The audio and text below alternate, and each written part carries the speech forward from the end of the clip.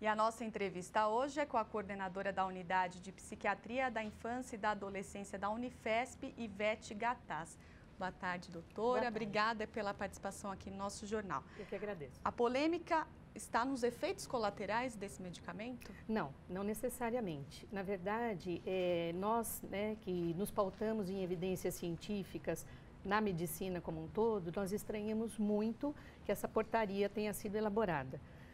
Não é por conta dos efeitos colaterais, a justificativa da prefeitura é que há um uso indiscriminado, só que a gente poderia fazer a seguinte comparação, né? Há muitos motoristas ruins e para solucionar, então, eu vou parar de vender carros ou fabricar carros. Essa não é uma justificativa cientificamente aceita e nós, que há muitos anos tanto trabalhamos quanto pesquisamos com TDAH, vemos essa portaria como sem sentido, sem nenhuma pauta nas pesquisas que já têm sido feitas há mais de 50 anos com esse medicamento e achamos um retrocesso. Vocês chegaram a conversar com os representantes da prefeitura? Sim, há mais ou menos um ano nós fomos convidados, nós, a Unifesp, membros da Santa Casa, da Psiquiatria da Infância, do Hospital Menino Jesus, nós fomos convidados a participar de algumas reuniões, mas nós percebemos que o teor dessas reuniões era voltada a essa decisão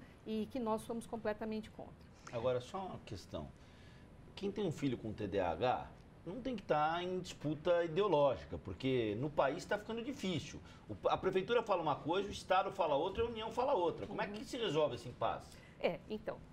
A senhora discorda disso que eu falei? Não, eu concordo, né? Embora eu ache que a linha, a diretriz do governo federal e municipal são muito próximas, o que destoa, né, dessas duas linhas realmente é o governo estadual, mas não é uma questão política e nem deve ser uma questão ideológica, porque quando você fala de medicina, de doenças, se você coloca a questão ideológica, você está fazendo um contrassenso. Nós temos que nos pautar em evidências científicas. E é para isso que nós, profissionais de saúde, estudamos. Por falar em evidência científica, essa discussão do transtorno de déficit de atenção e hiperatividade, desde quando que há relatos dessa epidemia que se tornou o diagnóstico desse problema?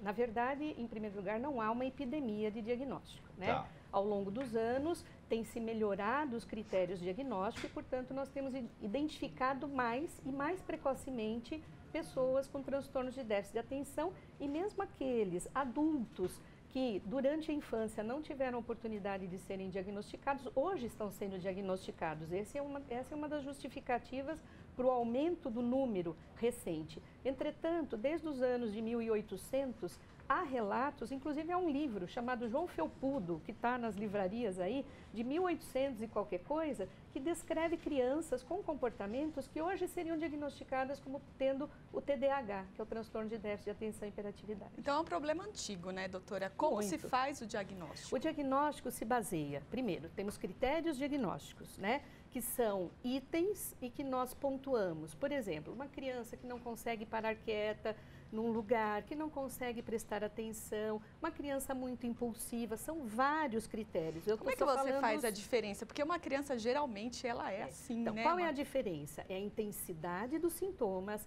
Esses sintomas têm que ocorrer em mais de um lugar. Não adianta assim, que ela seja agitada só na escola ou só em casa. Tem que ser de um nível disfuncional, ou seja, esteja causando prejuízo, problemas na vida social, na vida familiar, na vida escolar, tenha começado antes dos 12 anos de idade e que não seja causada por uma outra doença, por exemplo, um quadro de psicose, né, esquizofrenia, transtorno de humor, embora o transtorno de déficit de atenção ele possa co-ocorrer, que nós chamamos de comorbidades, com vários outros transtornos, mas nós, os profissionais bem treinados, nós conseguimos distinguir o que são sintomas do próprio TDAH ou são sintomas piorados ou sobreajuntados por uma outra doença concorrente. Agora, uma vez diagnosticado o transtorno, a criança tem que usar esses medicamentos? Ou existe outros tratamentos? Tá. Se for diagnosticado nos critérios pertinentes, sim. Os nossos guias, né, e os guias internacionais de tratamento colocam a medicação, o metilfenidato ou os estimulantes como tratamento de primeira linha. Qual é a exceção? Nas crianças pré-escolares, né, onde sabe-se pelas evidências que o treinamento parental, que é uma abordagem terapêutica, que se baseia na análise do comportamento ou terapia comportamental, é a primeira escolha. Fora os pré-escolares e fora pessoas, é claro, que tenham alguma condição que as impeça de usar a medicação, como, por exemplo, doenças estruturais do coração, sim, nós temos que buscar outras alternativas. E há outras alternativas medicamentosas também, mas são de eficiência e eficácia muito menores. O que chama a atenção nessa reportagem que a gente mostrou, enquanto a senhora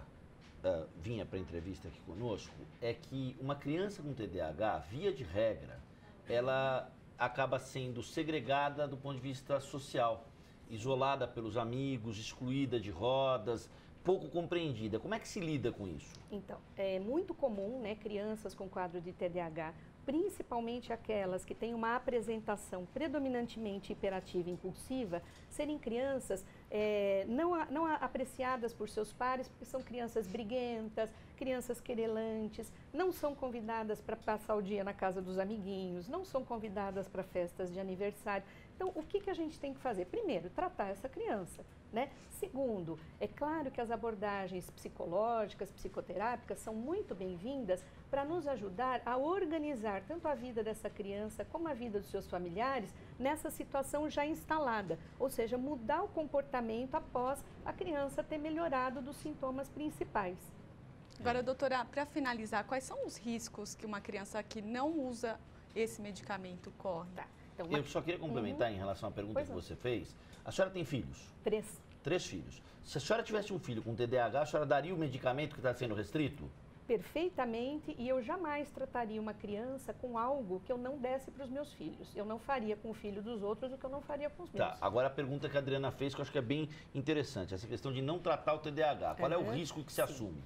O TDAH é um transtorno que leva a muitos riscos, desde esses que nós estamos falando, né? Prejuízos nas relações sociais, prejuízos acadêmicos importantes, então crianças que são inteligentes e não conseguem progredir adequadamente na escola, ou mesmo sendo muito inteligentes, algumas delas o são, eles conseguem chegar num certo nível de desenvolvimento acadêmico, mas não chegam a um nível profissional que poderiam chegar com as habilidades que eles têm, né? Além disso, a gente sabe que o TDAH é um fator de risco muito importante para o uso mais precoce de cigarro, para o uso de álcool, para o uso de outras substâncias, para dropout escolar, né? Para sair da escola antes da hora, consegue empregos de menor nível de rentabilidade, criminalidade e delinquência. Olha só, que risco, hein? Que risco. Eu queria agradecer muito a senhora, queria aproveitar até para me retratar aqui, que eu usei o termo epidemia de diagnóstico.